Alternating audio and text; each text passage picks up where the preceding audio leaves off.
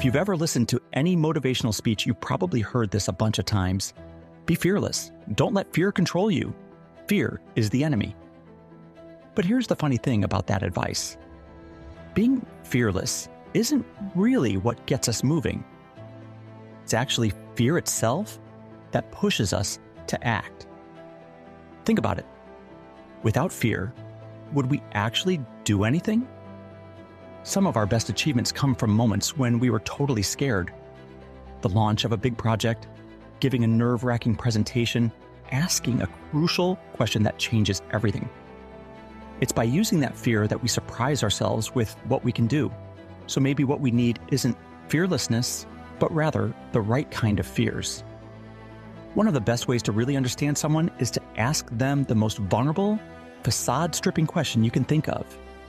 What are you afraid of?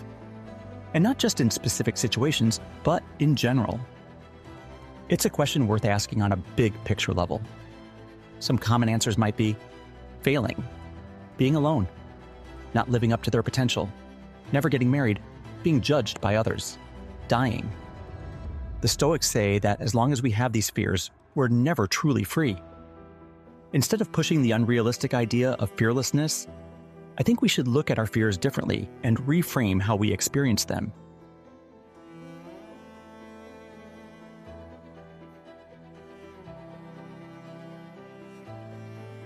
If philosophy helps us make sense of our fears, like Epictetus says, it should also help us figure out if we're fearing the right things. Here are a few examples of right fears to consider. You should fear not making the most of the talents and opportunities you have. You should fear looking back on your life and regretting what you didn't do, rather than celebrating what you did, who you loved, and how you lived.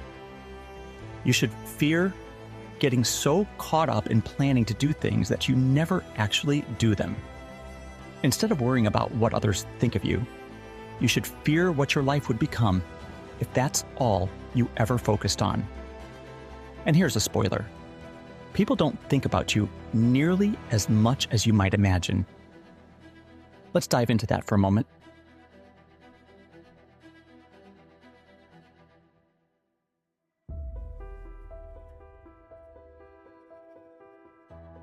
We often fall into this trap of thinking everyone around us is watching our every move and judging our every word. Because of this, we censor ourselves, hide, and stick to our own little corners to avoid embarrassment. We steer clear of the weight section at the gym. We don't speak up because we're scared of sounding uneducated. We're paralyzed by the thought, what will they think? Even though it's ironic how we suppress our own real thoughts and put so much weight on what we imagine others might think. We usually think of things outside our control as big, catastrophic events like traumas, getting laid off, or our upbringing. Yet, we somehow trick ourselves into believing that we can control how others perceive us. The Stoics remind us that the only thing we really control is our own effort and how we perceive it.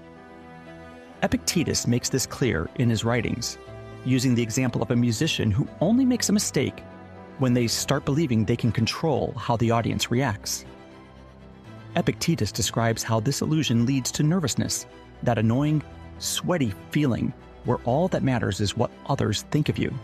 It's both ridiculous and totally natural. Shakespeare said, "All the world's a stage, and we're constantly performing." Knowing this, there's only one way to deal with nervousness and anxiety, realizing that our peace has to come from our own efforts alone. This frees us from expectations and helps us figure out which fears are actually worth having. We suffer more often in imagination than we do in reality. Seneca. And we've now arrived at the burning question, what is worth fearing? The answer, living in a diminished state should your worst fears come true.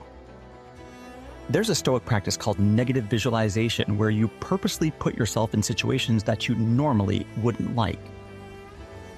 If you listen to the Tim Ferriss Show podcast, you know that some of his favorite examples of this are taking cold showers, fasting, and limiting his clothing choices. By doing this, he can ask himself, like Seneca did, is this the condition that I so feared? To really thrive, we need to do the mental version of this practice.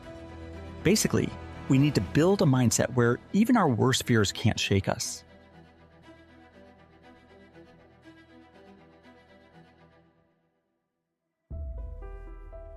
Let's get practical.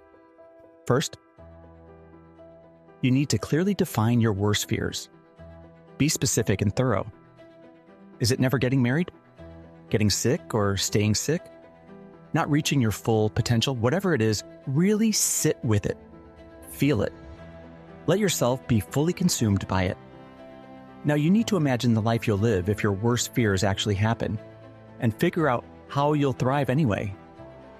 Be ready to exist in a world where things don't go as planned. It's about more than just fearing what you can't control. It's about deciding who you'll be if those fears come true.